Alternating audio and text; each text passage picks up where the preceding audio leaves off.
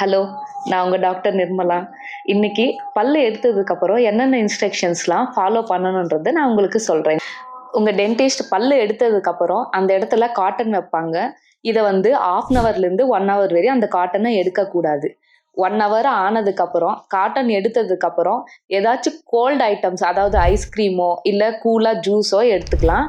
ஆனா, straw use பண்ணி ஜூஸோ எதுவும் குடிக்காதீங்க. பிகாஸ் அந்த இடத்துல இருக்கிற பிளட் கிளாட் வெளியே வந்துச்சுன்னா அந்த இடம் வந்து ஹீல் ஆகாது. பல்லு எடுத்ததுக்கு அப்புறம் அந்த நாள் முழுக்க இருந்து எதுவும் வெளியே ஸ்பிட் பண்ணாதீங்க. எதுவா இருந்தாலுமே முழுங்கிடுங்க.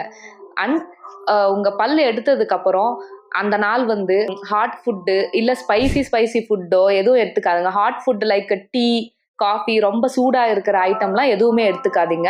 அப்புறம் சாஃப்ட் டயட் எடுத்துக்கோங்க. அன்னைக்கு ஒரு நாள் ஸ்வெல்லிங்கா இருந்தா ஐஸ் பேக்கு கண்டிப்பா வைங்க.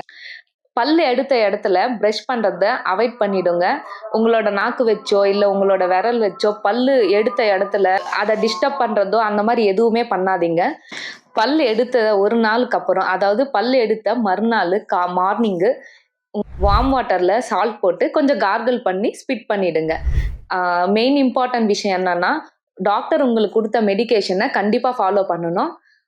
ஸ்மோக்கிங் கண்டிப்பா பண்ணவே கூடாது. இந்த இன்ஸ்ட்ரக்ஷன்ஸ்லாம் உங்க பல்லு எடுத்ததுக்கு அப்புறம் கண்டிப்பா ஃபாலோ பண்ணுங்க. தேங்க்யூ.